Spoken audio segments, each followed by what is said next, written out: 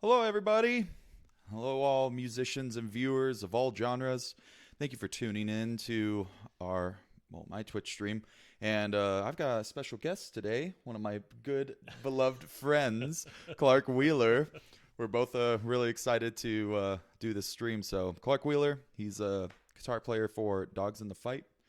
He is a guitar player for lots of previous bands, and also you've been in the music scene for a really long time. And I'm very excited to get you on here because you've got a lot of interesting, fun stories. So it's going to be fun. Start off, how are you doing? I'm How doing is it well, good? thank you. Good. And We had you? a, well, I'm doing fantastic now. We had a band practice earlier, so I'm pretty excited to finally get this up and running and whatnot. So we're going to start off with a couple of questions and we're just going to kind of talk and whatnot. So, Sounds um, good. you've been playing music for a really long time. How long have you been playing music? How long have you been playing guitar? How long? I got my first guitar. I got a little Sears hollow body handed down to me from my older brother's bandmates. Mm-hmm. And I think that was summer of 1980. And so, 1980. Okay. yeah. So my best friend and I instantly, my dad's a old jazz drummer. So we always had a drum kit in the garage. And that's where it all began. That's Nice. where my best friend and I decided to start.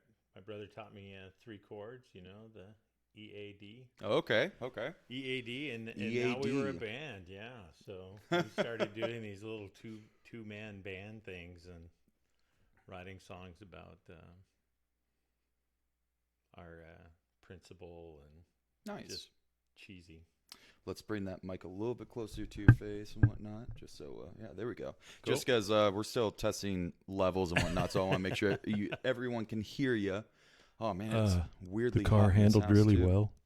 Well, obviously we're part of the same band, which is a punk band or an oi band, punk oi band. What would you call it? Street punk? Street punk Street punk? with some oi in there and then some hardcore influence. Yeah. Okay. Yeah. What brought you into punk music out of everything else? Like, why did you want to pursue punk music? Well, my again haven't. I'm the youngest of four, so Mhm. my brothers. I got introduced to the Ramones in the '70s by one of my older brothers, and then my third oldest brother actually played punk rock. So it was actually being exposed to bands that actually swore. I got to Oh, admit, it okay. was as a Okay. kid, it was the swearing that kind of drew me to it, and some of the message. But no, I think '81. I mean, it was what they considered new wave and stuff like that with B-52s, and then that just led to Dead Kennedys and Black Flag and Hmm. discovering that kind of stuff. But I mean, I was also kind of tired of the hair metal of the early '80s. Spandex, and it just, you know, 90-pound guys, big hair, and then discovering, punk was just like scary. Motorhead was another one that I got Okay. introduced to. My dad brought that home for me. So Yeah. That's cool. That's cool. Because I remember we were talking about it, and I remember like you were telling me about like the Swedish death metal scene and whatnot. Like, yeah. I mean, you're not just a punk guy. You love a lot of other different Oh types of yeah, I genres still and love whatnot. metal. I just got tired of the. It was just like it. Punk was way more intimidating. Yeah. It was Oh like yeah. Okay.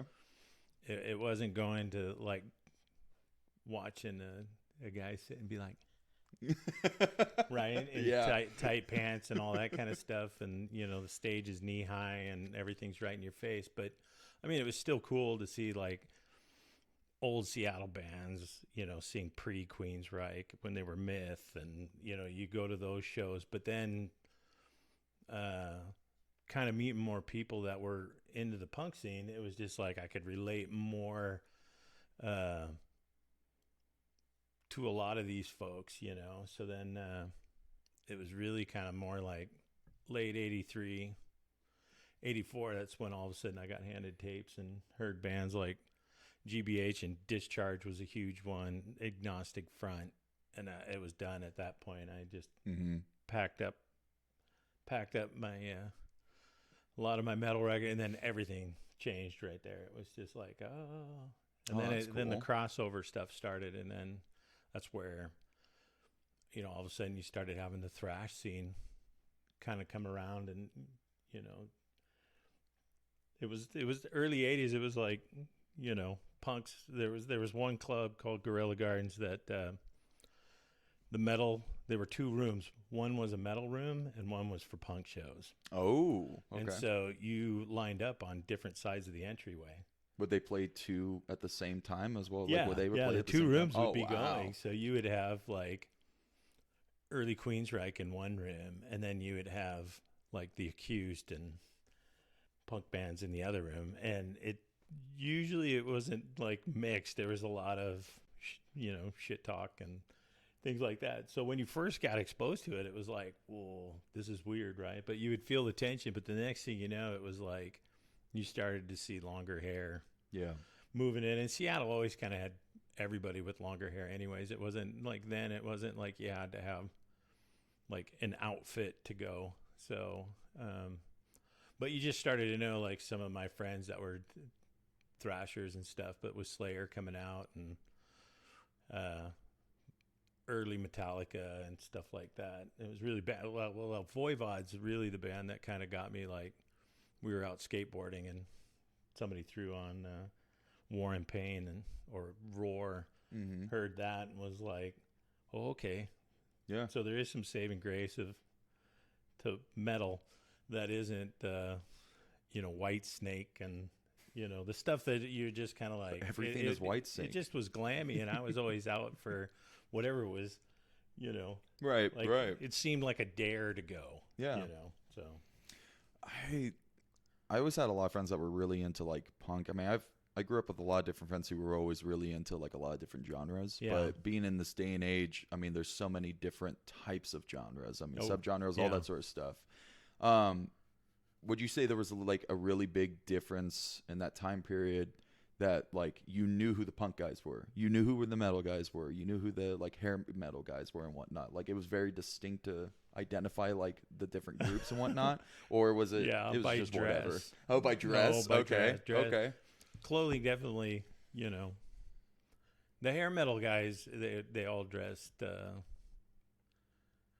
well, glam, Mhm. but then you had like I don't know if you're familiar with a band called Malfunction out of Seattle, who blended punk and glam rock together. Oh, and weird. and Okay. there's Andrew Wood, who went on for oh my god, Mother Love Bone. Spacing. Uh-huh. Mother Love Bone. So, and unfortunately he passed away, but Malfunction was like playing punk and metal shows, right? Yeah. Because they were a metal band, but yet the stage show and stuff, because Andrew came out, and he's the first guy I ever saw wear corpse paint outside of Merciful Fate. Well, even before I knew of Merciful Fate. And so, it was just kind of cool because that guy, for being a small guy, there was one metal show, and it was like all the tough metal bands, Right. Enemy, who was kind of like the Venom of Seattle, The Accused. There were all these bands, and I remember him just taunting the audience and somebody just reaching up, punching him right in the mouth, and they never missed a beat. Yeah. He wasn't happy about it at the end of the show when we were talking to him and stuff. Right. But I mean, he just sat and, Yeah. Gene Simmons did, had a split lip and sat and spit blood out. And, Oh, that's and, cool. yeah, it That's was so like, metal. yeah, you were like, now that's a show, So, but you still see stuff like that, and it just as the '80s went on, it got heavier, and you saw bands go from playing 30 seconds in length to like a minute and a half, but then you would start hearing the crossover. You would start hearing, especially when you had I couldn't definitively say who came out with the first album, because England always had bands that were ahead of their time. Like one of my favorites in '85 that I discovered was a band called Sacrilege, and those guys came out, and their former Varukers guitar player and stuff, and the Varukers were kind of that Discharge kind of vein, Yeah. heavy, But then all of a sudden, here comes this band with female fronted, but they were heavier. They were tuned lower. Yeah. Like they're one of the first bands that I know of that tuned. I think it was D. I don't know. I don't really. Yeah. But it was was lower. just Yeah, lower it and was heavier, lower. and you started hearing all these hybrids of mix of music coming together. You know, you had Cro-Mags with Age of Quarrel, Agnostic Front with Cause for Alarm, but like The Accused went from being a straightforward punk band with a lot of Ramones downstrumming type of music to actually metal picking, right? And then they came out with Blaine from the Farts and everything. They combined when he joined, and then they came together and they created their own genre, you know, but Yeah. it was like completely speed metal. But that was the cool thing about the times then was you could go to a show and you would watch a band like Soundgarden when they started out playing a set, and then you could see other types of bands. But I've seen like the Human, which was way more experimental. I don't even know how to describe them, but they were a really cool band. Yeah. You'd see them come out and it was a little more of the gothic scene, and then you'd have The Accused come on, which was more bringing crossover together, and then you'd have somebody like the Skank Puppies or the Melvins when they came out, you know, and they would all of a sudden you go from more speed thrash to sludge of the Melvins. Oh, okay. You just had a variety of music, so it wasn't coming out and watching later on, like through the 90s, you would see it was like the same band, Yeah. each one with kind of a slightly different tone, Yeah. you know, and it's just watching the same thing, you know, and it's kind of like it get boring, you know, but that's where I always like playing with different genres. I find my attention span doesn't stay, you know. I mean, it wasn't like when you go to even that was the cool thing with punk rock, or at least the hardcore scene, was even though they were playing fast, each band had like a different sound. Band False Liberty didn't sound like The Accused. The Accused didn't sound like the Melvins.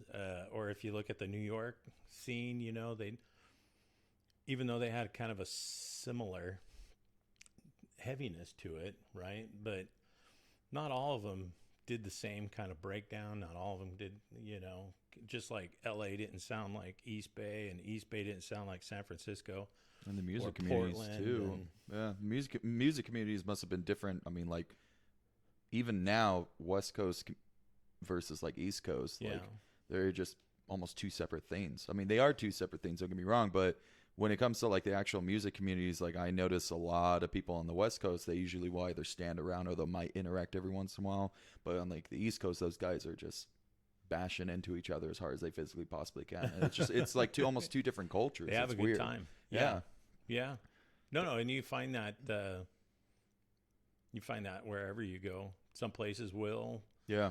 But yeah, Seattle kind of had that. You kind of saw that kind of come the statue audiences that, like, I don't know what you're watching, but Yeah. you know, especially if they're younger. When I was younger, it was, you know, most of the time there were few bands where I would stop and watch for a little bit, but usually you went in there to get in the pit and get up front. And Yeah.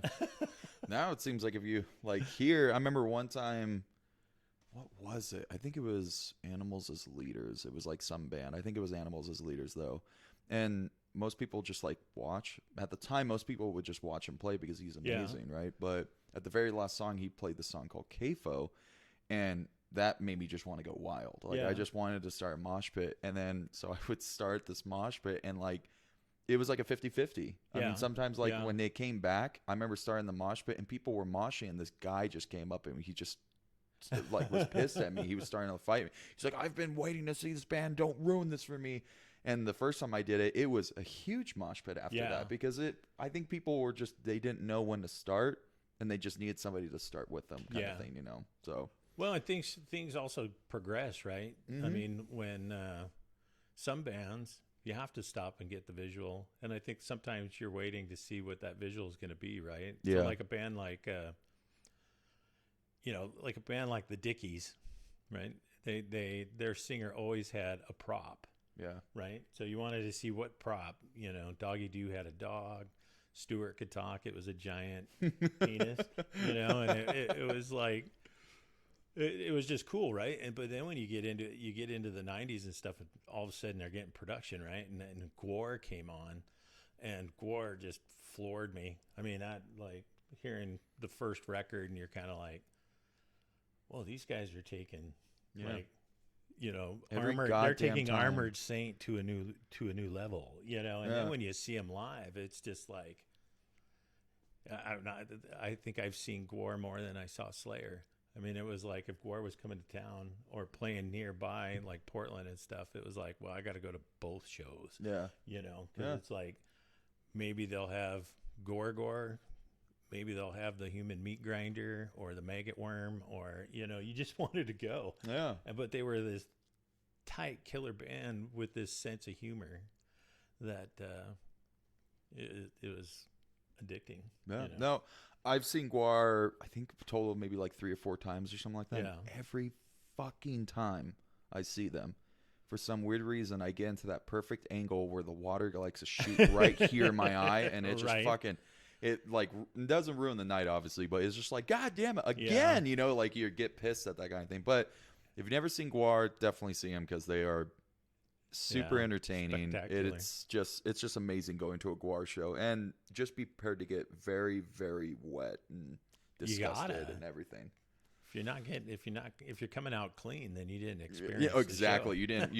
You weren't at Gwar if you came out clean, for fuck's sake. Right. We're gonna kind of switch gears here. You brought a guitar. I did. Every single person I bring on that are guitarists or like musicians or whatnot, I usually ask them to bring an instrument that means a lot to them. So, what Yeah. is the Well, guitar? It's my first SG, which is a Epiphone. Mhm. But this is my workhorse. I got this in December of '92.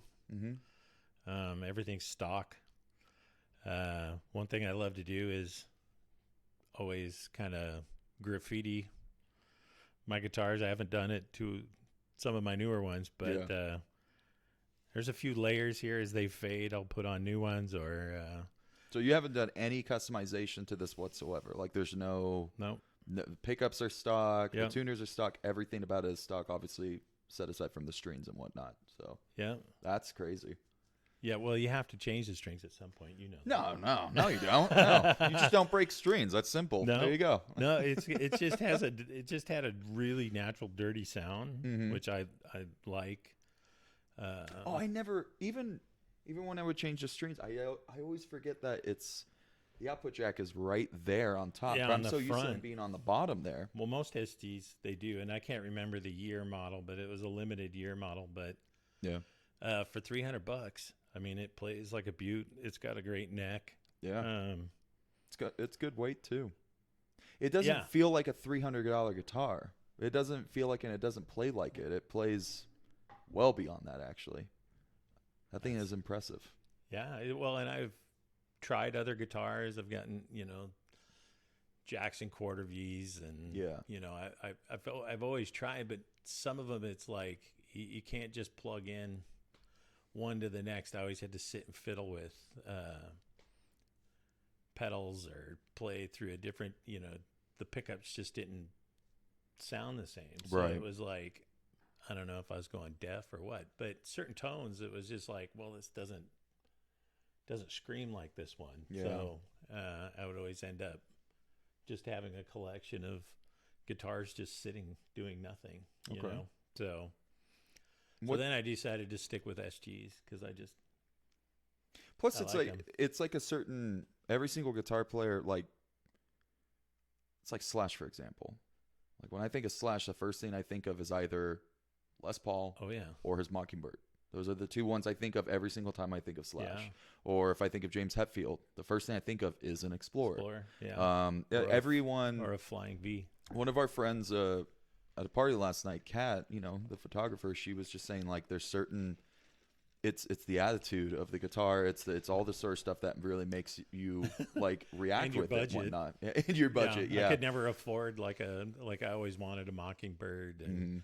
but I wanted those ones that they were out in the early '80s. But I had to scrape up and scramble, pawn, and get rid of stuff just to get that one, just to Yeah. get $300 up. Because my old Yamaha, that was my second guitar that I actually went out and bought. The neck had separated, or the fretboard separated from the neck, Holy shit. and I didn't have the money to get it fixed. So Yeah. tried regluing it. You didn't have the internet then, so I was like, well, you could just glue it back down. They glued it Yeah. down, and so then it didn't It's crazy. quite work the same. Yeah. So got rid of a bunch of stuff and bought that. And but no, I love Les Pauls. I like Gibson. I like a lot of guitars. It's just the ones I want are out Well, of my reach, so to that's- speak. So That's another question I was going to ask you. I mean, I asked Jason this as well too. Yeah. And it was important to him too. Does brand mean anything to you? Like if you got, let's say, an exact replica of your dream guitar, but it Right. wasn't insert brand here, no, it would you wouldn't matter. still, wouldn't matter? Nope. I like ESP. I like guitars, so Yeah. it's like anything else. I'm not Ford versus Chevy. I'm all about what the best deal is, right? So Yeah. like the second SG I got, I was mechanic at Boeing, and I worked with a bunch of former musicians, right? And so one guy he was getting rid of guitars, so he's like, $300, I'll give it to you, because I Yeah. had $300. I told him that's all I got, so he's like, done. I don't know if it's a genuine. It's kind of got more of an ESP kind of shape to it, and that's the red Mhm. one with the Yeah. double distortion in it. But I mean, it played nice, and but the pickups that were in there that he had in there didn't play like this one. So Yeah. I always had to sit and crank volume whenever I used that one. So I tried solid state, that didn't work in it, and then I got that double distortion, and Yeah. that sounds killer. And that's another one that plays well. But no, I guess I don't do a lot of Fender. I had Stratocasters. I had Just a not couple your thing. Strats, and I had a couple. I had one Telecaster, but it was like a clone, Right, But I only right. had one actual Fender that I got because of Iron Maiden. You got to have, because of Dave Murray. Yeah. So you got to have a Strat. And tried it, but it wasn't as because it had the single coil. You don't have the beef, right? And Yeah. and like I'm a huge Neil Young, especially the electric Neil Young. That was somebody that was like huge when I was a little kid in the 70s. When I heard his electric stuff, it was like I Yeah. always liked a big, low end, beefy, distorted guitar. Yeah. I didn't like more clear stuff. I've always been kind of noisy. So Yeah. anybody that's played in a band with me, now I've got a little more control, a little more discipline towards it, but not because I went out and sought it. It just noise doesn't always fit. So No, yeah. There is such thing as too much distortion. There's such thing as too much. how dare you? How dare you? I used to No, run truly, I mean- used to run like 4 distortion pedals. That's fucking gross. And I would do it at one time, but what you would do was you would experiment with them, Yeah. and Well, it's like a lot of people who run two You know? overdrives together. Yeah. Sometimes the first one's not going to do the thing that you need, and sometimes you need to combine them for Yeah. a certain effect and shit. Well, that's where- that makes sense. yeah, well, and then a little band out of Sweden comes out in the late '80s named Nihilist that became Entombed, and that was the sound I had always been seeking, was Mhm. just that zzz, zzz. Like if you listen to Out of the Blue Into the Black, the beginning riff from Neil Young, I couldn't emulate that. I didn't have Marshall stacks or whatever he used, but you wanted that buzzsaw sound, and then Entombed came out, and it was just like, And then the Boss HM2 went from typical $50 distortion pedal to Yeah. fuck knows how much it's worth now. Should have never sold that one. But, That's what I'm just I'm like a trying to lot add to of my collection here. just so. like a lot of pedals. Well, I kept my Tube Screamer, Yeah. and then Ibanez had one called Chaotic Distortion, and when you would run the two together, you could kind of get that buzz, but you had to play with it to where, and being in the early 80s, right, you're going to hang out with your friends and go jam Iron Maiden, and then you hook your stuff up and it's just they all look at you crazy. But I didn't have the dexterity to sit and try to be Eddie Van Halen and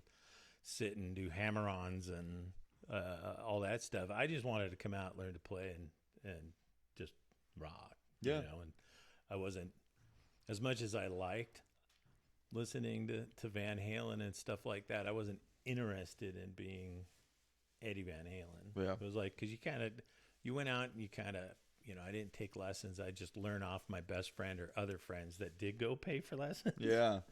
And just kind of pick up things. But that's where, eventually you start to progress and you start to pick things up. But no, I mean, it was kind of funny, because it just, everything led to Iron Maiden. Yeah.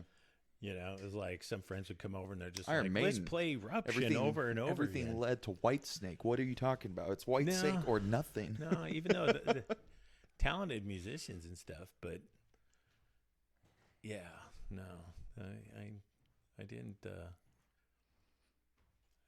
That just didn't stick with me. Right. Even though I went to a ton of concerts, and that's probably where if I stopped going to a lot of shows and going to concerts, I probably could have gotten a Les Paul. Now that I think about it, Yeah. There you go. I could have got better equipment early on, but no, yeah, there was just something about it. But that's where, again, back to the hardcore thing, where you just watched people that you were literally just hanging outside out front or around the corner sharing a 40 ouncer with and having a cigarette. You would come back in and they just walked up on stage, and the next thing you know, you're opening up fanzines and things like that, and these guys are all right there, but they were all chilling, and half the time you didn't even know these guys were in the headlining band, or these are the guys that because they look different than their record and you didn't know it. And that's what I really dug, compared to like some of the hard rock scene and stuff like that. They just, who are you? Kind of thing. And it was just like these guys, everybody was just part of this community. But that's cool. Yeah. Yeah. It was fun. Going off of the guitar for the rest of the gear, I mean, we've talked about a little bit of gear. Obviously, you mentioned some, the double distortion is what it was, or the Seymour Duncan? On the pickup? Yeah. So what, kind of going off of gear, what other gear are you running? Like, what's your current setup that you're running? Because obviously you've got your SG. Well, we don't want to mention the Marshall. We don't want to mention the Marshall right now. No. The nightmare. No, early on, my first half stack was Crate. Had a Crate solid state, and that thing was hard as heck to control. That would feedback like you couldn't believe. Yeah. But I also didn't know that you could get this little box that's called a noise gate, and that would help control it. So literally on stage, it was just like in between songs, it'd just be like, yep. And you would wait and you go into the next one. But, or you'd have to go over and I'd have to go hit standby all the time. So, saved up there. But now I run through an orange, I can't remember what it is, but it's an orange solid state. The Crush, right? Crush. Yeah. The 120. Yep. Nice amp. Which sounds, I was shocked, like truly, utterly shocked how good of a sound you got out of that fucking thing. Yeah. Like you've got it like dialed in for what we're doing. It's a nice amp. It's not the Marshall sound I'm used to, but then I've got my Marshall half stack. The JCM 800 cab, right? Yeah, the classic lead or whatever. 1960 or whatever it is. With the V30s in there. Well, not V30s. those blew out a long time ago. No, there's I think it's MGM Electronics in the Midwest makes a clone. Oh, really? Wow. Yeah, so instead of $150 per speaker, they're $25. Oh, there you go. So, and they lasted longer. They're not greenbacks by any means and stuff, but they work. Yeah. You know, so if you got a So that's what's budget- in that Marshall right now. That's Yeah. what's in the. Wow. Yeah. Holy shit. Because we practice every week, and the one thing I've always been surprised by, because I have a cabinet with V30s in there, and it doesn't sound like that cabinet. Like, it doesn't sound like that cabinet whatsoever. Mind you, we're using different equipment and whatnot, but I've been trying to dial in as much as I can, and he gets a really. I've been trying to complement what he's been doing, but it's a fucking battle every goddamn week, especially well, that's with a levels. compliment right there. Especially with levels. I'm just not Clarky Poo Set over it here. and forget it. Set it and Like I forget told it. you, And, when you joined the band, I'm very simple. We're going to give kind of a shout out to James Johnson here, because Yeah. he makes some really fucking amazing pedals. He owns a company called Post Culture Pedals, or PCP Pedals, or PCP in this case. And we both use his pedals. I use the Mr. Clean Boost, and I actually also have the Bloody Camel Toe Overdrive. I've got his Echoes pedal, but you're using the OXDX? Yeah. Is that the one? Yeah, it's a great pedal. Yeah. So I run clean. I didn't like the distorted channel all that much in the orange. It was hard to get more clarity. I was drowning out in Kobe's bass. Yeah. Because I'm a power chord player, but no, going to the clean channel and running James's pedal spot. Yeah. It's got that. Yeah, that's the There it closest was. I've come to that when you're holding that power chord to getting that. And even though we're playing a genre where that's, where we're kind of hybriding together different genres, hardcore is just one of those things that power chords, Yeah. especially the held and letting it ring, and when you get to the chug, the chug-a-lug, it just keeps that kind of that buzz going, that crunch. Yeah. But that pedal is amazing, so it was totally worth it. No, yeah. So, James. That's- Yeah, definitely. If you guys are interested and you're looking for a new pedal, I would highly recommend going to postculturepedals.com. You can also look up James Johnson on Facebook. He's the guy who pretty much is the mastermind behind the whole Post Culture Pedals. I've got like 4 or 5 of them. Kobe runs the Lab Rat. Yeah.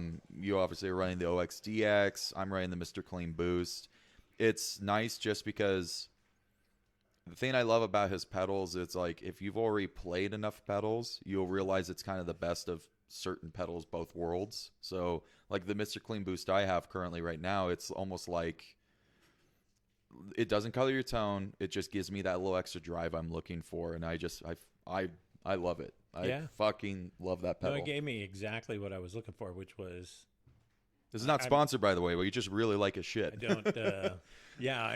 I'm not a proficient lead guitar player, like some. Right? I always think my guitars sound odd all of a sudden when you're playing a clean solo. So one thing where I've always used is a Crybaby, especially for solos. Yeah. And some of it is just to gives it a little more bright when you're gonna do it. Yeah. Not really trying to do that, 60s, wow, wow, wow, even though I got to hand it to our buddy Jesse O'Donnell from Noise and Autopsy Studios. When we went in and recorded with him, he said, "Are you just going to step on it and play, or are you going to actually use it what it was made for?" So he got me back to where, I'll start kind of flexing it. But usually you just hit it once and then do your solo with that. And because I'm not if I got to read a manual for it, I don't want to use it. So I tried using different electronic editions and computers, and nah, that's not me. So I just throughout the years I got rid of more pedals Well, you want to trans over And, to an Axe Effects? Like, well, what's wrong with you, no, bud? I would love to, but it's like I just got to be just just like starting out, right? I Yeah. knew I was not going to be able to keep up with everybody that could sit and play Eruption perfectly, you know, Yeah. from their guitar lessons and all that kind of stuff. And I leave the talent to those that have it, that possess it to play it, like my buddy Luke Yeager, or leave it to your Jeff Loomises and Michael Amonts. man. Yeah. You know what I Jeff mean? Loomis It's is like, fucking unreal. Eric Peterson, and, there's guys like Spike Cassidy and stuff. I still suck at a whammy bar. So, I mean, how many people can't do a dive bomb? Well, I never did perfect even the Slayer, or like Gary Holt with Exodus and stuff like that. Yeah. Their ability to use it. And yeah, okay, I didn't probably put in the practice time that to figure some of that out. But then you find out they use a lot of pedals and echoes and things like that, or those big boards, and that's just So did you say dive bomb? yeah. You know what story I'm going to tell. Oh, I'll tell the story. Wow. So when I was in high school, I was wanting to do the pep band thing because Yeah. they had the pep band, but they already had like a guitar player for the pep band. So I was just like, hey, if you guys need another person, they're like, well, we could use another guitar player to kind of like thicken things up a little bit. I was like, okay, cool. So one of the guys there, he was pissed off that I was there. He was like, you don't even know how to read music. I was like, Yeah. I can read the notes just fine. He's like, Yeah. you don't even know the music. It's like, well, I can figure it out, Right. So we're playing this pep band, and we're doing the, just the fight songs, all that sort of stuff. My music teacher was a little bit evil. So, like, because the cheerleaders would always dance with us and everything like that, Right. right? So, like, we would always, like, play a certain song in, like, 6/8, so they would, like, just be all, like, weird having to dance to it and, like, cheer to it and stuff and whatnot. So, gets towards the end of the night, and we're playing our very last fight song. And I look over at my best friend. I'm just like, I've got a surprise for you. Watch this. What I ended up Nice. rigging up was I ended up finding a way to be able to hook up my amp to a battery. And I had the battery in the back of it because it was a little 1x12 combo. Yeah. So I just put the battery into the back of it. And so I made it look like I was hooked up to the wall. And we played the very last song. And we play the very last note, and that's when I click over to the next channel, and everything's turned to 10. Everything is just fucking like I've got like a delay going on, and Yeah. I just do this. You just hear the bip, bip, bip, bip, bip, wow, and like this dive bomb come down. Nice. Woo! Yeah. Fucking hit it up with the fucking with the dime squeal. And I just start playing the solo and everything like that. And my teacher's just like, okay, you're fucking done. You're fucking done. Right. He's like yelling at me. So he pulls the plug out. And it I was doesn't like, stop? it doesn't stop. So he's like trying to find out how to like turn it Yeah. off and everything like that. And he starts trying to like unplug me. But I had just purchased a wireless for like $30. Yeah. So again, trick. It looks like it's actually plugged into it, but no, it's actually plugged into the wireless on the back Oh, end. man, So that's like rad. he's just trying to figure out how to turn this off and just figure out how to like shut it off. I told my dad that story later that night, and he was laughing his ass I off. mean, they didn't absolutely assault laughing you his and ass off. tackle you. And No, no. suspend you?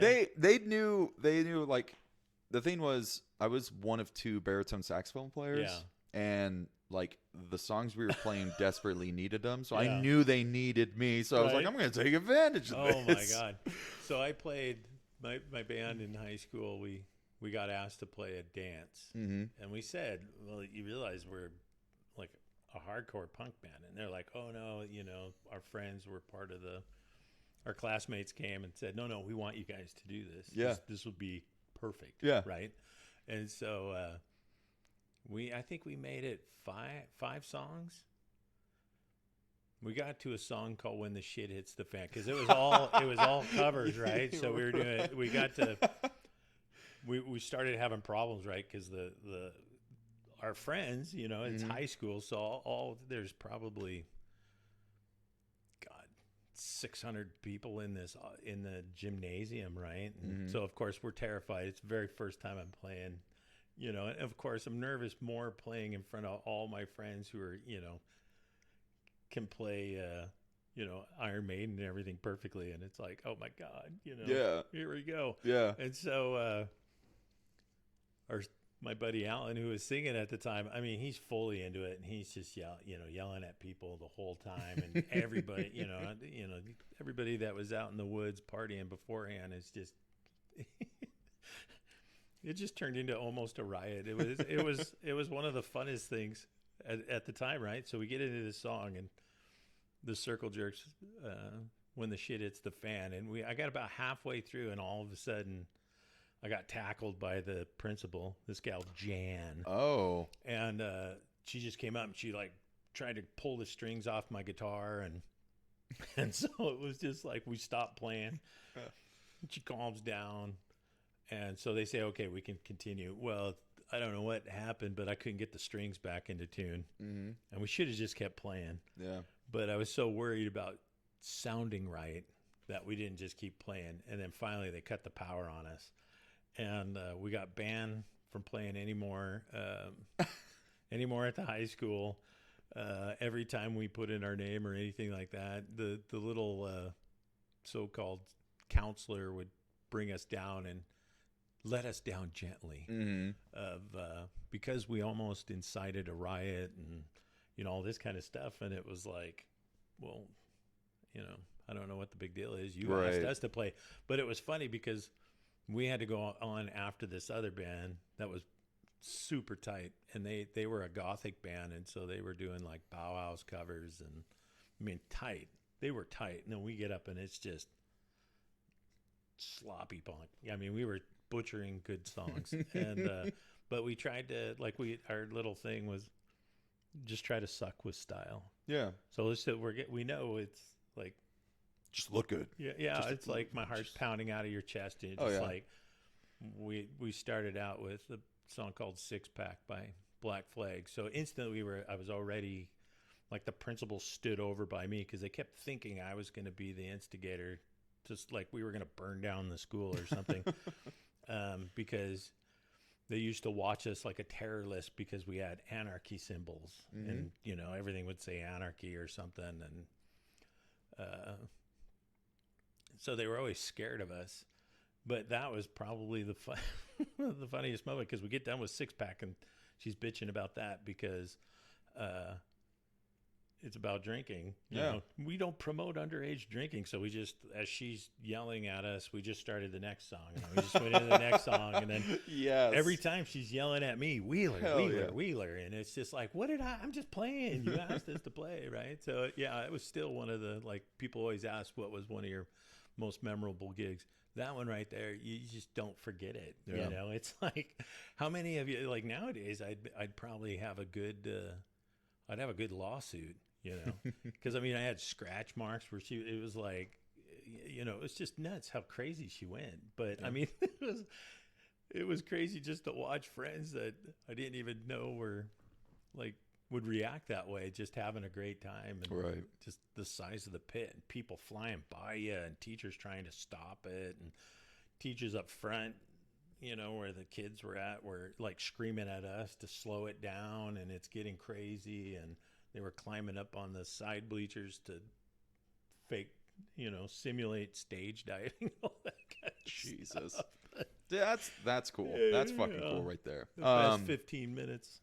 That was actually going to be one of my questions, was like one of the most memorable Well, that was the most memorable. Yeah, probably one of the scariest ones. Oh, I bet. But I've played a lot of shows, so I think the big one for me was when we played at the Knit. You went to that show when Atheris played at the Knit. But the memorable thing was, it was kind of weird because there was two moments I remember where I've always wanted to play there since I was a kid. I just want to play on like a big stage since I was a kid, right? So stepping onto that stage was a weird feeling. It was very, very weird. And I was just like mind blown. But the second time, or not second time, but like the other thing is when after we were done playing, we go down, people are congratulating us and whatnot. We're just trying to get by to get some drinks and whatnot. And these little kids come up to us and they're like, hey, can we take your picture? Like, we thought you guys were awesome. I was like, oh, that's cool. That meant a lot to me because I wanted to be that little kid. Yeah. So I always wanted, most people are like, yeah, sure. And they just like, smile. I was like, do you want to get on my shoulder? And he's like, yeah. So I like threw him on my shoulder. Sorry for hitting the mic. I threw him on my shoulder, and then we took like this, like picture. That's Well, I wanted, so it was cool to be Yeah. able to do that with Well, somebody you're who was describing into it. exactly what brought me, why I liked. I got so into the Seattle music scene, the alternative scene from the hard rock scene, because everybody, all of a sudden, like one memorable gig was one of the first Poison Ideas shows, and Poison Ideas out of Portland, legendary band, one of my faves, and you just go into the show, right, and the power went out. There was like a blackout down in the area where the club's at, and so everybody's kind of leaving the club. And we're all just kind of hanging out, and I started talking to Jerry A., their singer, and Tom, Pig Champion. And here's these guys, and they're just like, you're like, wow, you guys are incredible. And, and they're just like, hey, thanks, man. Hey, are you going to the party? Yeah. It's like, me? That kind of stuff where people are just like, they're interested in you as people. Yeah. And there's not that separation from, well, I'm with the band to, and you run into it with some, I mean, and there's nothing wrong with that. I'm not going to fault anything for that. But when you're young and you're first getting into it, Yeah. that kind of first impression stuff kind of grabs you, where you're just like, wow, these guys are, really cool. And that, most of the underground scene was like that. Like, just the first time you meet them, and just down to earth. But I think sometimes you put people up higher than what you anticipate. Yeah. You're running off of things that you're reading about, and not reality of what No, these right, guys right. are going through and what they did to build their career. And Oh, like, and especially there were so many rock stars, or whatever you want to call them, modern day, like, almost like gods in a way. Yeah. But they've been built up to that point, but it goes to show that they're human. That's why I wanted to do these Yeah. interview things. It's Yeah. to show these people who people might not want to like approach, because they're like, he's not going to talk to me, or she's not going to talk to me, blah, blah, blah. It's like, Right. dude, we're human beings. We got everyday lives. Like, we do shit on the daily. Oh yeah. I go to Yeah. the store to get some groceries. I take a shower. Like, I don't know what, Right. where you do human things. Like, there's no difference between that. And some of these people have maybe more extraordinary lives. Like, oh, Yeah. I'm going to go to India tomorrow because we have to go on tour or whatnot. But they're still human. They still go through issues. They have their own emotions, Right. all that sort of shit. Yeah. But I mean, the thing I hate is the ego behind everything. It's like, oh, you're not in this band, do you know who I am, kind of thing. And it's just like, no. And now I'm not interested in knowing who the fuck you are. Like, that's the thing I hate, because especially if you're gonna treat your audience like shit, Yeah. what makes you think they're not gonna treat you like shit? What makes you Yeah. think they're just not gonna fucking, Or they're having a Yeah, bad yeah. day. or they're having a You bad know. day? Exactly, and that happens. Definitely. Or So they're just annoyed. hopefully they, things can get annoying too. Yeah. So I get annoyed by you all the time. I mean, I Good. understand. Yeah. I completely understand. everybody's human, man. That's the one thing. But you used to get a kick out of that stuff because, Oh, yeah, it was like, But you got to watch. Like they feed. say, walk a mile in their shoes. But exactly. not everybody's always on their A game or having an A game day. It's like, I would love to tour the world. I would love to do a lot of that stuff. Yeah. But the thing I would not want to be, I never ever want to be famous. Like, as much as I love doing the interview stuff and whatnot, I do not want to be famous from this. Right. I don't. Because think of how many people are famous and they have people that follow them, or they've had people that try to hack them, all that sort of shit. And Yeah. it's just like, dude, I don't want to have to deal with that. I just want to do this because it's fun. I want to be able to go on with my life, take a nap, not have to worry about somebody breaking into my house or some shit. That's why that's why Right. I give a lot of credit towards like the actors and stuff like that. well, 'Cause it's just Austin, like, being God as damn. famous as I am, when I'm looking in the mirror. No, I couldn't imagine the pressure, especially when you realize some of the stuff that now you got to live up to. Yeah. Um, How easy is for that shit, labels access and shit things too? like that. That's where you kind of getting more in depth, getting to know people. The less I wanted to kind of reach that, but I mean, it's just humbling just to say I've gotten to play and hang out with people I never thought I would. Yeah. Right. And that you do discover that they're they're people, and then you can build a relationship just like any other person. Right. But it's but that's the way I've always kind of kept it, where you find out, somebody that you're thinking is like living the life, and they're still hopping couches, or they're living, they're sacrificing everything, and that's the part that you don't think of, that some people are out there, like especially after the last year,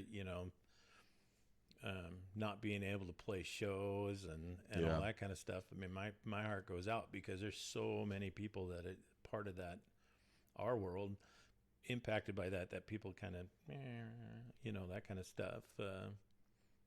It's important to, get it back up and running, man. Oh, yeah. These guys, they got, that's their livelihood. People need their entertainment, man, as much as sports, music, whatever. They need their entertainment. Yeah. And hopefully, once it gets back up, we'll be seeing a lot of people out there. So this probably won't be popular, but I think people need music more than they need a football game. Yeah. But I think music at least has a message, and it uplifts, and it helps people mentally. Yeah. Like, I can watch a football game and it doesn't make me. Yeah, fucking. As Even much though as that's I like their watching livelihood sports, too, yeah. I mean, I'm not going to say what, but Nothing there's a tugs my whole heartstrings industry like that's- music does. yeah, I mean, there's a whole industry that's like completely blacked out for the last year, and Yeah. hopefully it'll all get up and running and get back to normal. Someone asked, not running the Axe Effects, Austin? Yes, I am running the Axe Effects when we're doing the, in our band practice, I use a Bogner Alchemist, and I run that through my Line 6 cab that has V30s in it. But in the studio, I will be using the Axe Effects just because it's easy. It's super convenient, and I know what I'm looking for in the Axe Effects. The Bogner is just there to kind of just make noise at practice, so...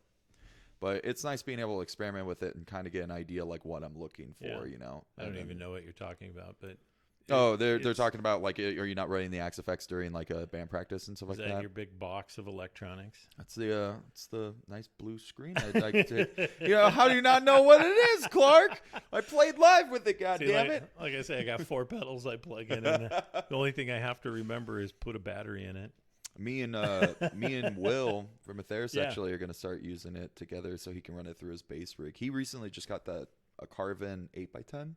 Oh, nice. And yeah, he's pretty stoked by it. It sounds pretty fucking awesome. I like Yeah. it. But that's the nice thing about the Axe Effects is the fact that you can run both guitar and bass at the same time. Yeah. And like, so he can get endless amount of tone, whatever the fuck he wants out of it. And I'm still getting my thing for what I do, but it's convenient package, it's a Yeah. convenient small box.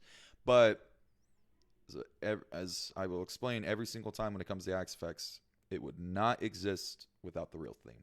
It would the JCM 800 inside of there would not exist without the real JCM 800, all that sort of shit. Yeah. So like I still love real amps, but that thing is just so convenient for what I can do with it. There's a lot of cool emulators. Fuck, there's so many of them now. Yeah. I mean, shit, Like it's insane. So those little heads. you write a lot of riffs. Not only that, you do write a lot of songs. So in your mindset, and like, how does a song start with you? Does it start typically with like a verse and then you kind of go off of it, or do you have just a riff idea? How does it start with you? Well, sometimes it starts out words. Like, you start writing down ideas, or all of a sudden then a couple lines pop into your head while you're driving. A lot of it is based like rhythms. Yeah. I love the rhythm section, right? So Yeah. that's one thing that any form of music, I love the drums. I just couldn't play them. Yeah. I just couldn't get it down. But yeah, that, and so you start getting the idea of like, okay, I'm going to, certain songs, what you're going to go for, right? So when I played more thrash, then it was more learning how to put more, getting used to playing more riffs, right? So, so as we were talking, here's a tip I learned over the years. If you're gonna play if you're going to be a band that consumes a lot and you want the ability to play on stage and play it well, everything's in 4/4, Yeah. right? Because old band, we got we had a little too much good time prior to playing, and we literally singer sang a different song, and we played musically a different song. Oh And no. you would not even know it. Oh really? Yeah, Wow. it all the timing and everything was identical, Yeah. right? So I mean, everything's four, four, Yeah. and it was. We got done playing, and all of a sudden, you look at the set list, and it's like, I swear to God, I just heard these words, but that's the next song on the thing, and all of a sudden, we're on stage, and you could see the look on people's faces, like, did they just mix up the song? And Cool yeah, remix. so we were like, that's got to get us into. I mean, that has to get you into the Rock and Roll Hall of Fame right there. Yeah. Because I don't think Crosby, Stills, and Nash could do that with any of their songs. Just saying. Could you take Angel of Death and put it with Hell Awaits? I don't think so. But we managed to do something that it literally fit. We were like, whoa, maybe we should just call it a new song. Yeah. But That's like a 1 in a million chance of that like working too. Because look how many. well, we'd never done it before, right? Yeah. It was just this one instance where Yeah. And it just happened to work. we just misread the set list. Yeah. And we just did. The rule of the thumb is once you started, you didn't stop. Mm-hmm. So we kind of, as we hit the chorus, that's where the choruses were definitely different, right? Yeah. And so that's where all of a sudden you're like, you Yeah. keep playing the song, but you're looking around like, that doesn't sound like the same words. You Yeah. know? 'Cause Trying to you- keep up with the professionalism and whatnot. but yeah, it's just never, even if it's a complete botch, but it worked, right? Yeah. So I mean, that's where we were like, rad. Only happened once, but that's where I was like, 4/4, just 4 barcode. Just keep it to 4/4, and then if you happen to mess up, if you happen to have a blooper, then it worked. Now it wouldn't have worked with other songs, but right. But no, I usually, with Dogs, it's I kind of pick up on what we're discussing. Mm-hmm. The one thing that I did with Dogs that I try to do is keep in a lane Yeah. where old bands I used to be like, you come in and you got a sludgy song and then you got a 30-second song, and I'd be all over genre wise. And so when Dogs in the Fight happened, it was like, okay, what do we want to do? And so we discussed it, and because the prior band, New Iron Front, we were kind of starting to go more and more of a hardcore street punk, kind of moving away from what we initially said we were going to do. And I just naturally gravitate. Same thing with Kobe and I have a lot of the same. Well, and Josh, it's the need for speed. It's like, let's just pick up the tempo, right? Yeah.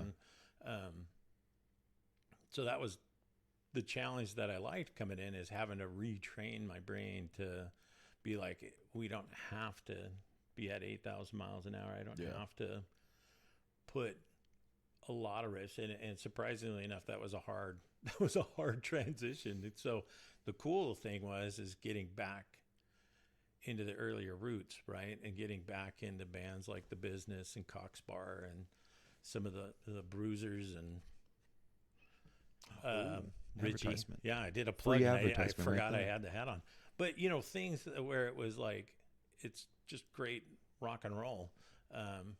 Even though I can't play at the level of like Steve Whale from The Business and stuff like that, but it's just, you just kind of go, okay, here's what we got, and then I got exposed to Kobe and those guys because I was so death metal and Kobe's just a fucking riff machine thrash too. and stuff. Yeah, he is endless riffs, and for a guy who says he doesn't do leads, he can play scales like no other. Yeah, I thought me and him just kind of made a realization to that today. I have like this personal song I'm working on. Yeah. And one of our songs literally, it's the exact notes that I'm doing. I'm just doing it in a different pattern. Yeah. And it was weird because don't get me wrong. Like me and Darian were talking about last interview. There's 12 notes, and like how much Yeah. music has been written with just 12 notes, right? But it was just weird to see that like that's a second time that's happened where he wrote another riff, and I'm like, I'm using literally the exact same notes in that sequence, just in a little bit different of a rhythm. It was just weird. It was Trust me. that guy can just write so much shit. It's Yeah. insane. Well, you can hear.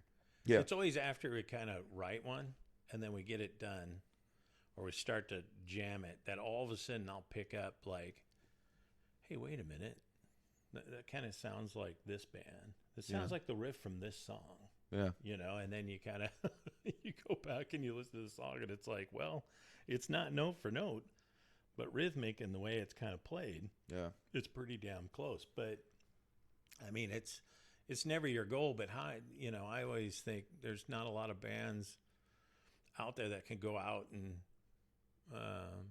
reinvent the wheel, but there are bands that come out and they can take it and they can sure as hell give it a new polish or whatever. I don't know how to put it, but you get bands that come out and it's like, they just take it and it gets more finesse, right? Yeah. So like if you look at, there's few bands at the beginning that they have their own sound, and then a lot of bands when you're coming out, they start to sound pretty close. Oh shit! That hit the progressive metal scene here for a little while. One major band comes out, and less than a month later, it seems like everyone just came out of the woodwork. Yeah. Yeah, well, and some of that is, I've learned it's just that's what labels start looking for too. If one makes it, then they're going to go out and look, which cracks me up because if you look at like Guns N' Roses,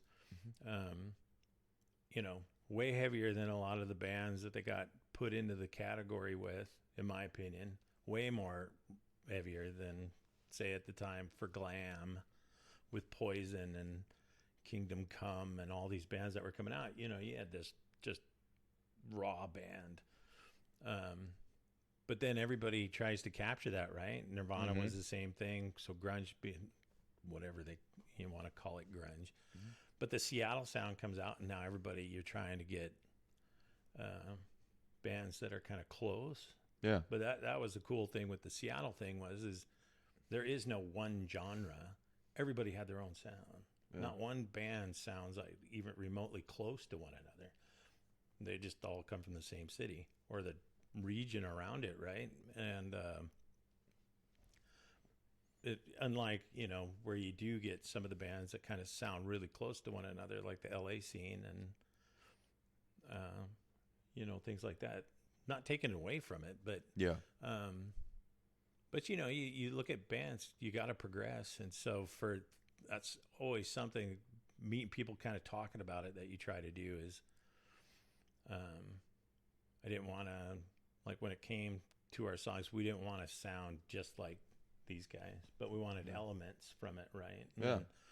And then you start hearing bands again. Like for me, it was rediscovering bands that I'd seen early on, like Dropkick, Street Dogs.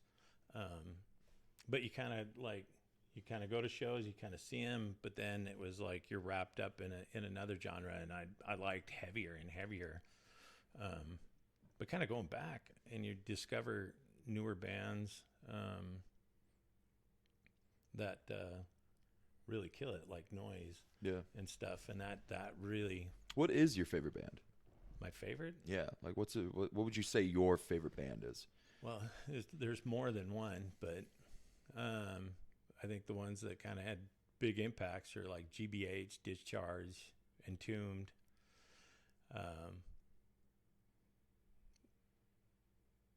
The Business. Mm-hmm. I mean, there's just I like to refer to myself as a mutt of music because it's like I can't say there's just one band, right? One because band that represent you. Kind of. I go from Neil Diamond, loving Neil Diamond, to like I said, Neil Young, which used to baffle my dad, who was not a Neil Young fan, but like Neil Young was huge for me, or Bachman Turner Overdrive, or or Thin Lizzy.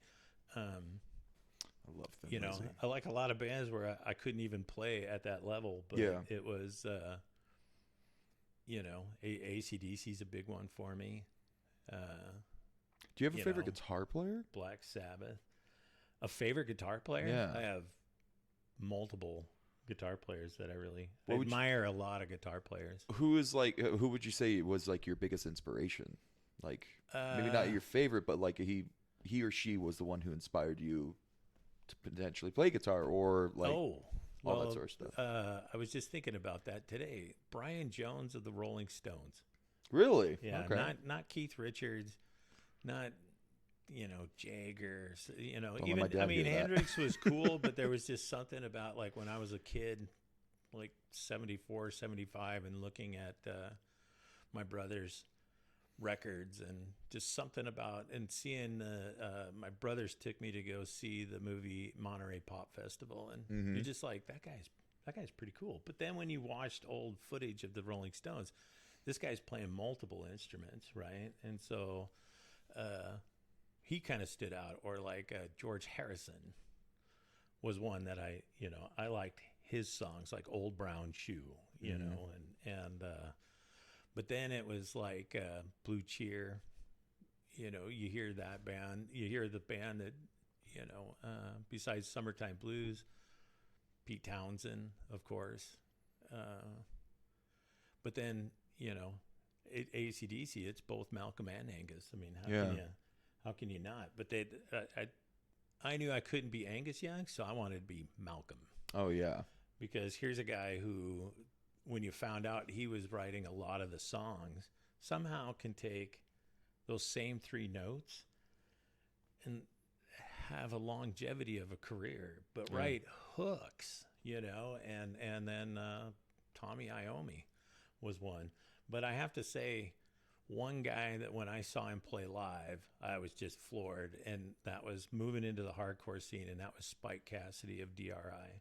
Never seen a guy make so much sound, even not having a whammy bar on his guitar at the time, but the squeals and pinch harmonics and things while playing a set list that's 3 feet long. Yeah. And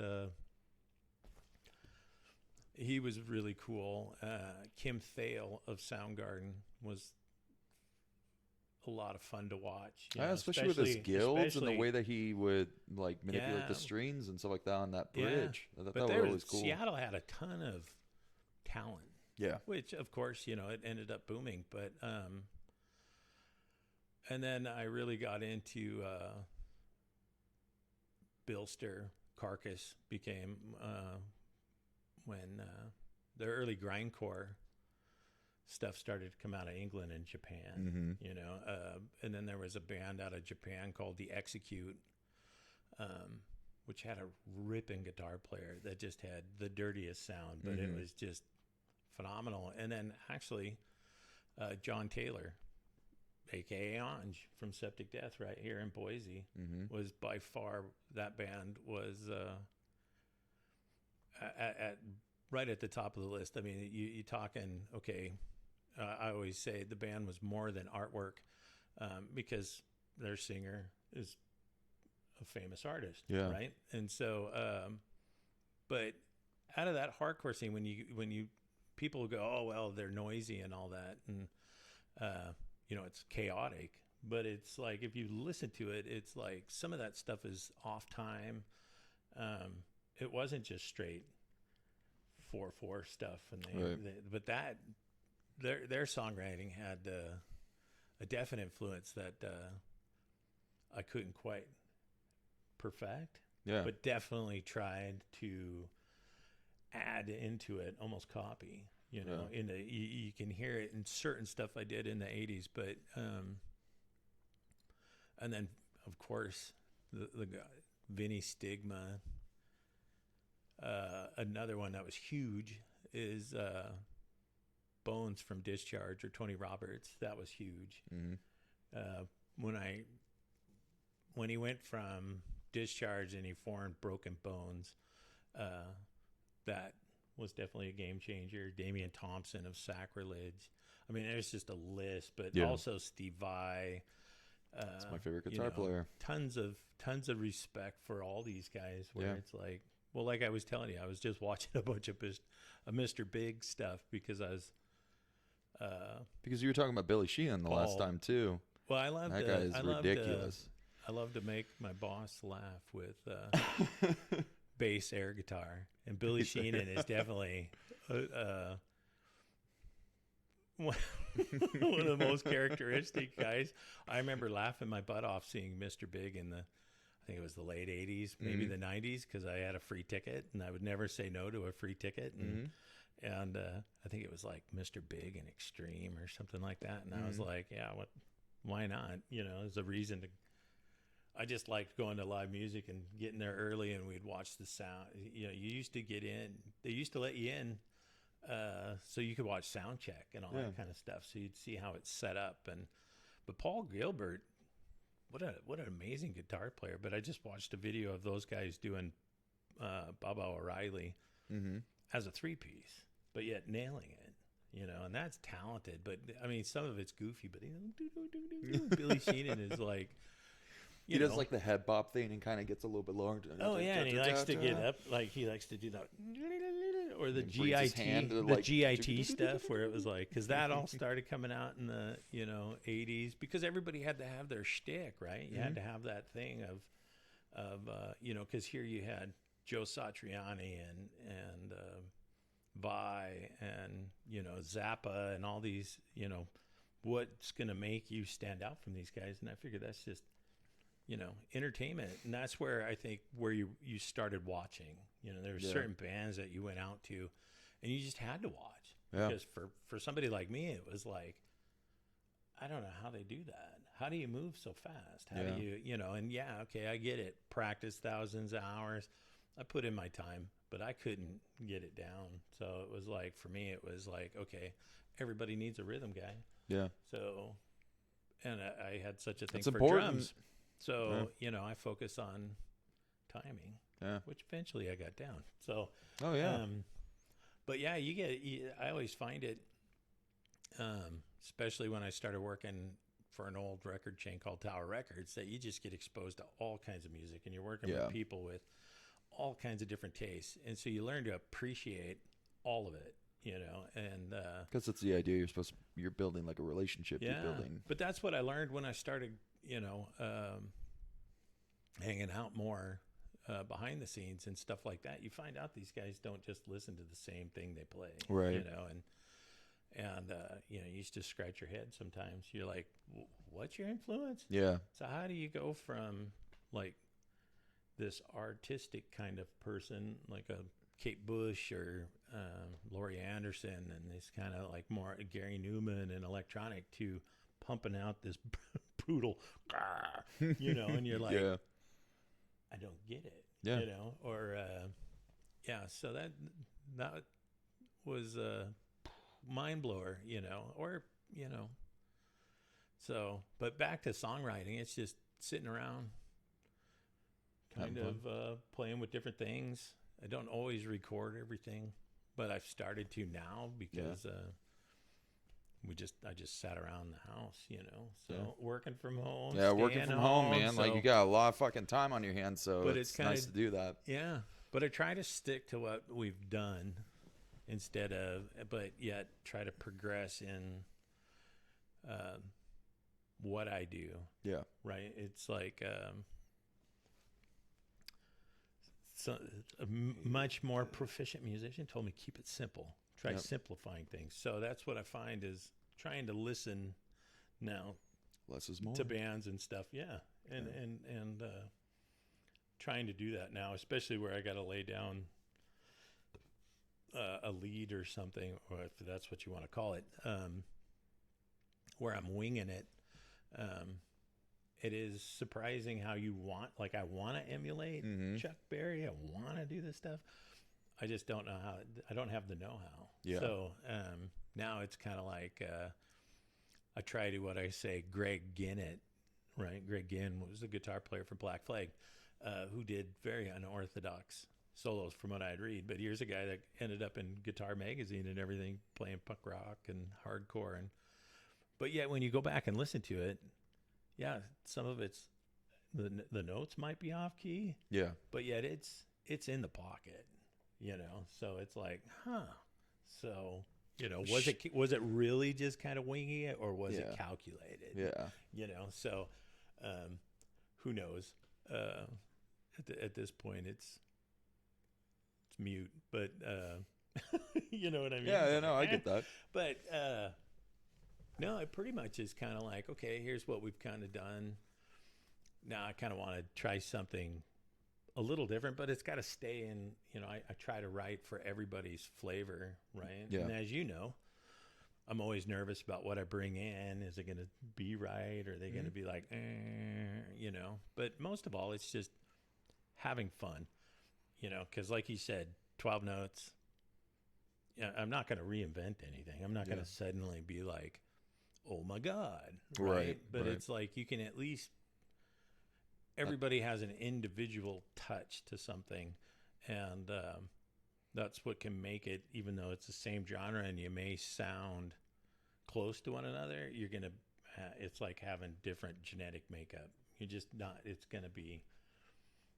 you're just not going to be the same, because you're not trying to be the same. It's communication too between the band members. I mean, like when we play together, generally if he brings in a riff or anything like that, I'll try to do my best to either stick with the riff or complement it and whatnot. Like I'm not looking to do a solo over it or anything like that. Generally, if he's doing like a power chord, I'm hitting like the octave chord of it or something like that to kind of add a little bit more flavor and whatnot. But that's what we want, right? Yeah, exactly. I mean, yeah. Unless somebody says, I don't like that, I'm going to keep doing it. Yeah. Like, for example, are we allowed to say like song titles? The new things yet? We have one. I think you're okay. Okay. I don't think we have like a hush. I don't think I'm going to be safe. I'm going to be safe because we are working on some really, really cool stuff. And we are actually going into studio soon to be able to record a lot of this really cool stuff. But one of the songs on there specifically is a lot of fun for me because, I mean, there's lots of little tiny things I end up actually doing it because I'm thinking Kobe is a very, like, even if he doesn't solo, he does a lot of rhythm stuff. Like, he's hitting things as fast as he can. So I call that the Kobe riff is what I like to call it. He's always playing a scale. Oh, he's always playing a scale. Yeah. And so, like, when we play WM, that's all I'm going to say. You know what I'm talking about. When we play WM, I gotta think that very, it. that, oh, I got you. Yeah, that very beginning riff. No, sorry, that's a completely different song. But when we go into, I don't know why I was thinking that riff all of a sudden. But when we go into like that main verse riff and stuff like that, I'm doing like all these little tiny things. It's just and just going back into it. Then we go into that main verse where we all start screaming, and it's kind of nice just because it was like I'm trying to think like.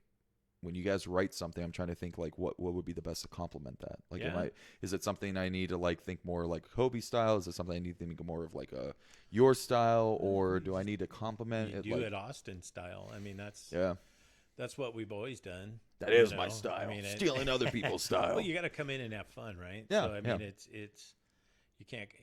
It's no fun. And I've been there, right, where you come in and it's like it's got to be, here it is. And if it's okay, there's a sound. I can see it if the band has an established sound and you have certain things that you need. But you can still have people that come in and they'll bring their personality into it or their sound, and it can completely kind of transform some of that.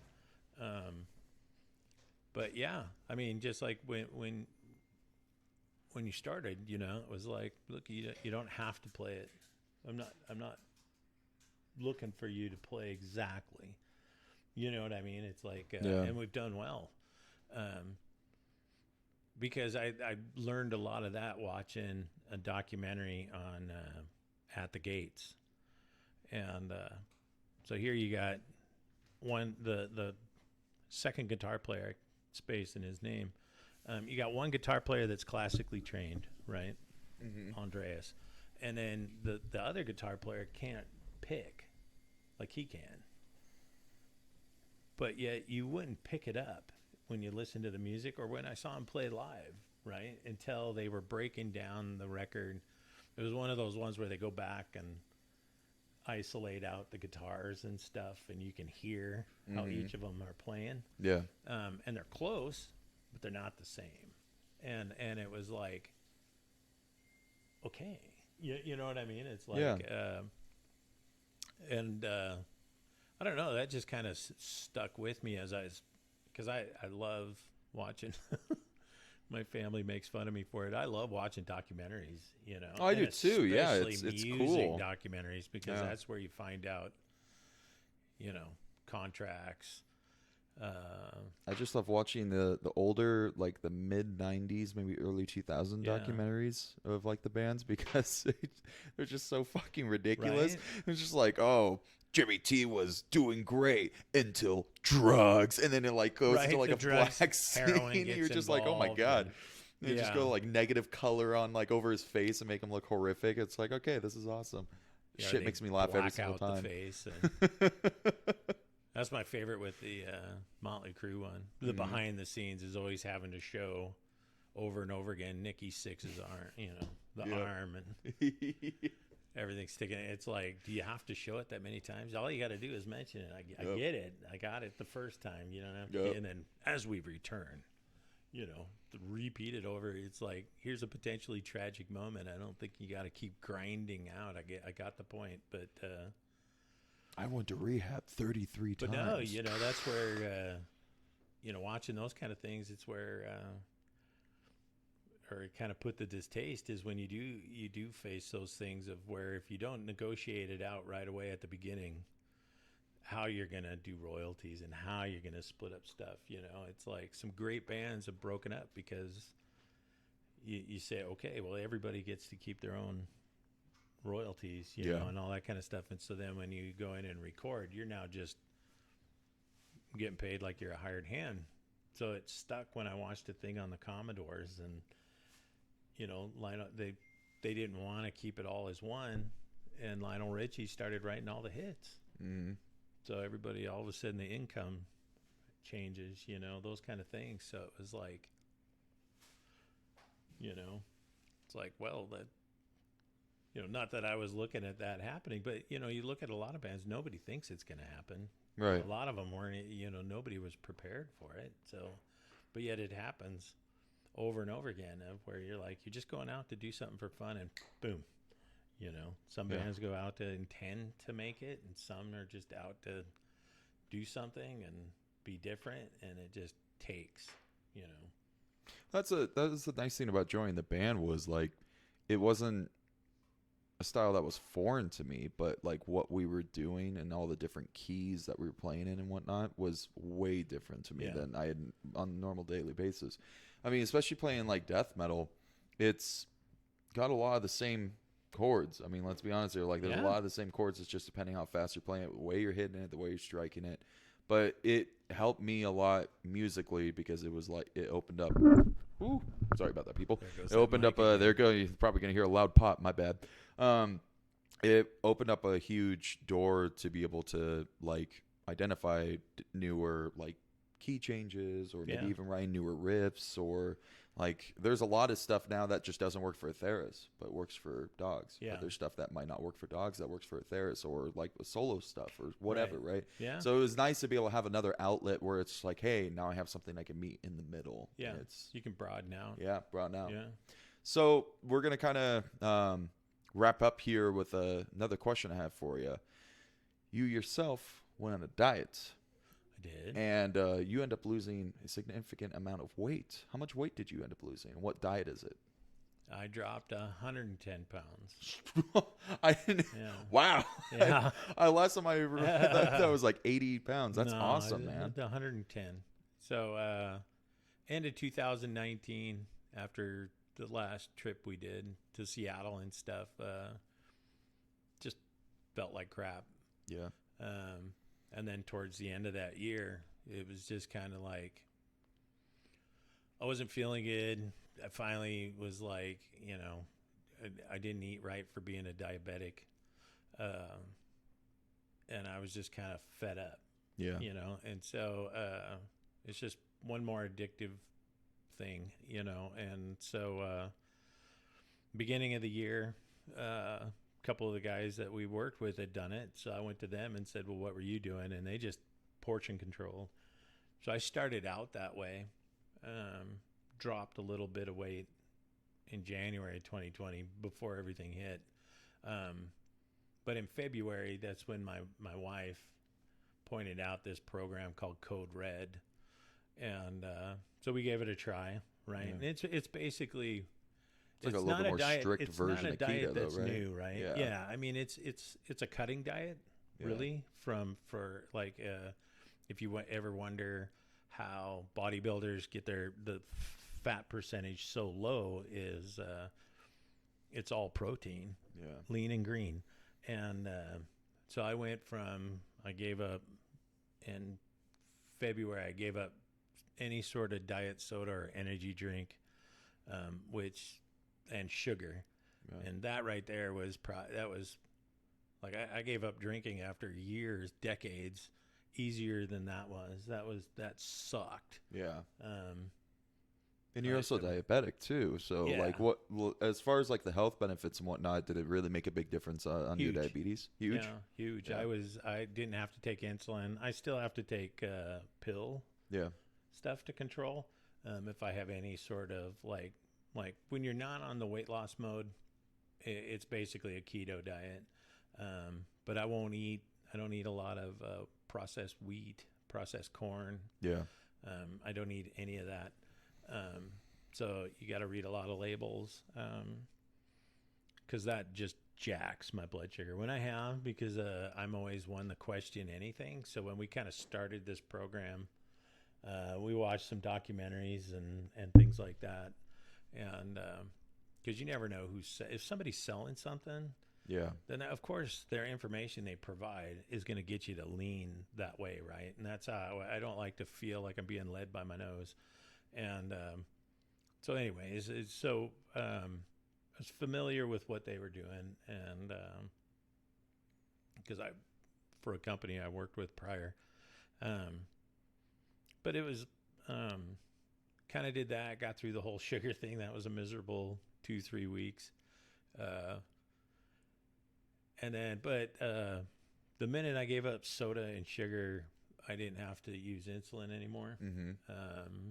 I actually managed my diabetes, went from like an 8.2 to 6 within just a month or two. Mm-hmm. The A1C, which I hadn't been there in 22 years.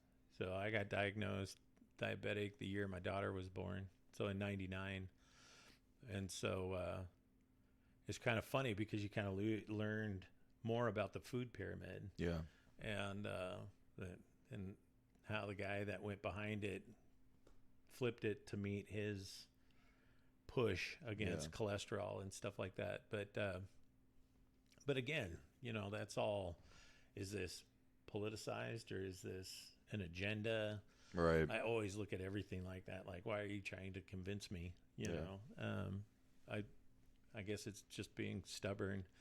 You got to try, is that burner hot just because it's red? I'm one of those guys. It's I'm like, one of those here, guys too, so I let me, understand that. let me touch it and I'll Yeah. tell you, Yeah. it's actually on. So, did that. But my wife, we decided to get into their program, for her, Yeah. right? Because, we were both not at a stage where we were happy, but So basically. you weren't doing keto, you were doing Code Red specifically, correct? Or were you doing keto? Well, keto was first. yeah, okay. Right? Like okay. keto is like their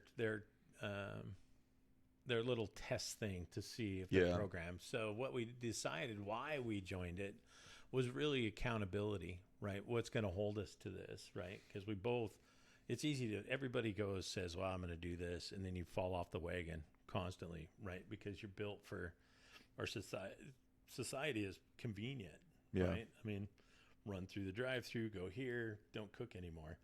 Like, I hardly cooked. It was like, come home and you're like, oh God, I got to cook. How about we go here? Yeah. And so that kind of stopped, right? And so But we ended up joining I had my wife join the Code Red, but I made the promise that I would follow suit as long as she holds me to it. So it was Yeah. kind of weird timing of the pandemic hitting at the same time, because some people asked me if I did it because of the pandemic. I said no.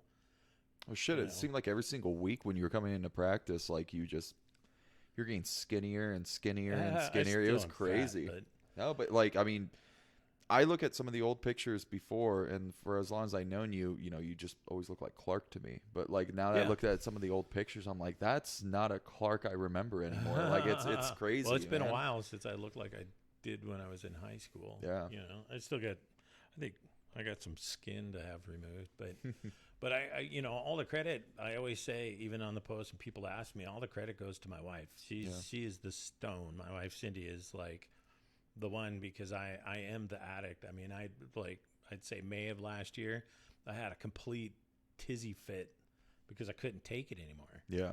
I was so tired of having to do things like rules always. Like my mom always said, I have an authority problem. So following, being told, all of a sudden feeling that I have to do this, just pissed me off, you Yeah. know? And so I completely had a meltdown, like a complete childish meltdown, as I always do. And she put me straight, you know? It's like, so I was like, oh. But the thing is I started out to do this because I was a bad influence on my kids. Yeah. And, I like to code. I always said, well, I'll just, I'll stay happy, and I'll just make it through life. And that's kind of like what I've done up to then, but that's not a good example for my kids. Right. Yeah. And they're all dealing, as they get older, they're dealing with their challenges. And then if dad's all basically, as I used to say, doped up on Doritos and all that kind of stuff, and nodding out because I got to take a bunch of insulin, I'm not setting a good standard. And so now they're doing it. Not as hardcore, because like my son's only 15, so some things he's like, but they've all dropped. I think between my wife and I, we've dropped, I want to say dang near 240, 250 pounds That's between us. awesome, And she's man. still got a goal weight that, she said, I just want, my biggest thing was getting off the liquid insulin, having to inject myself all the time. So when we did go on the road, and I could learn to be under control of myself. So that's always been something I've been working on for a long time on myself, is learning a little bit of, there's things you can control and there's things you can't control. And you can't let the things that I stress out a lot about trying to fix or figure out things that are outside of my ability to control. Well, so then you stress eat, and junk food is like the biggest satisfier, right? Oh, it's so easy to get too. Yeah. I mean, it's not hard to go to fucking Fred Meyer or go to like Postmates or Yeah. like whatever delivery system to be able to just get whatever the fuck you Yeah. want.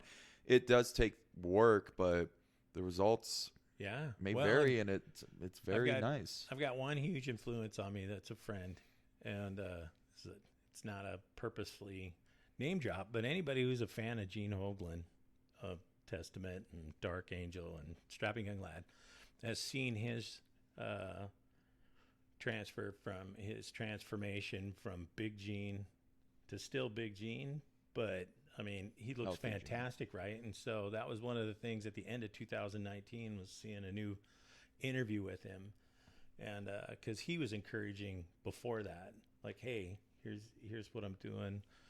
Here's what my wife Laura's got me started on, and things like that, right? Because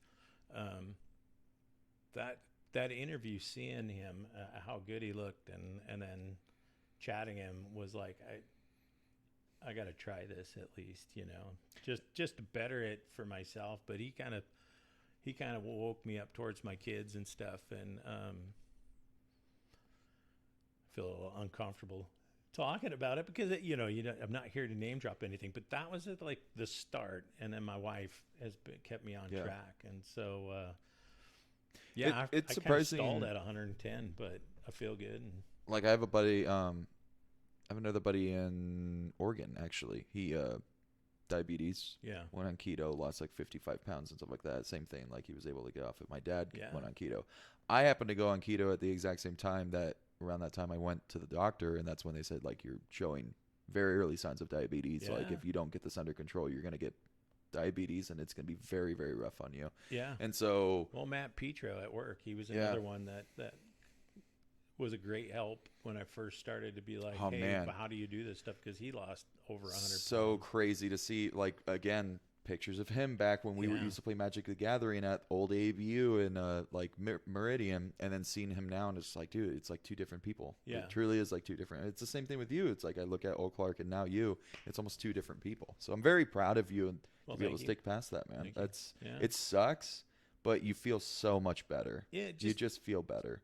just the sugar part. I mean, you don't realize, like, you hear about it, right? Yeah. You hear about it, and you're like I said, I'm always wanted to be like, okay, but same thing with like diet soda and things like that. It's like, and I always did things in excess, where some people are there thinking, when your doctor says you can have a diet soda a day, well, to me, that's like I can have as much as I want.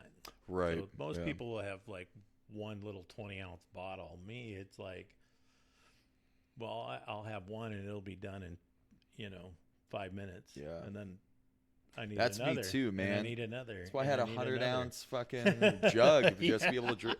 I was drinking almost a gallon of fucking soda a day, and I Oh, just got easy. tired of it, man. Yeah. I just got tired. I got like the same thing. You kind of Well, woke up one day, you felt like crap, didn't want yeah. to feel like crap anymore. Well, mentally, it was, you didn't realize how, because I'm also depressant. Mhm. So you don't realize how the diet, you hear about it, Yeah. but you don't realize that it does have an impact on you. Because that's the other thing that's changed over the years, mentally, Yeah. being able to cope with certain things that normally I'd want to go, nuts over. That now it's like, yeah, all right, But also the last year we've had, and seeing what everybody else is going through, you just kind of go, in the scheme of things, this is so. My thing is minor. Yeah. So Yeah. it's like there's so much stuff going on in the world, but it's like, but again, there's things that you can deal with on, for myself. But Yeah. some of it is also realizing that I kind of enjoy. I want to see what 60's like, and I'm not Kinda looking enjoy forward to life. the body pains, because you definitely, when you hit certain ages, that it's like, oh my God, I should have taken it easy on myself when I was younger. But You don't look a day over 27, Clarko. well, I am 27, but it's Oh, really there you go. 30, Yeah, yeah, and yeah, I there want you to go. see what 60's like. But I mean, it's a long ways away. Well, Clark, thank you so much for doing Yeah. this interview with me, man. Yeah. Thank you guys for who stuck around, did the watched the interview. It was really happy to have Clark here, and I've been looking forward to having him on here for a while now. And I appreciate you guys again for Yeah. viewing, and I hope you guys like the new overlay. I mean, you'll see like these three things on the top here. Very far one is basically like subscription. Middle one is going to be I don't even know if I'm pointing at it, but the middle one is like donations, and the far right one is going to be basically the followers. It's going to just get better. It's going to get better over time. I did try something a little new. Instead of doing stereo, I went to mono. Hopefully the sound came out all right for you guys. I'm monotone naturally. Oh, there you go. Yeah, That's there we perfect. I do want to give a major shout out to Danny Salmon for helping me out with a lot of this stuff, because without being able to do the transitions and whatnot, it would just look really ghetto like it has been for a little bit. But he helped me out a lot with trying to figure out how it works and whatnot. So I do appreciate you, bud, a lot. We are in a band called Dogs in the Fight. We are on Spotify, Apple Music. We have CDs, vinyls, shirts.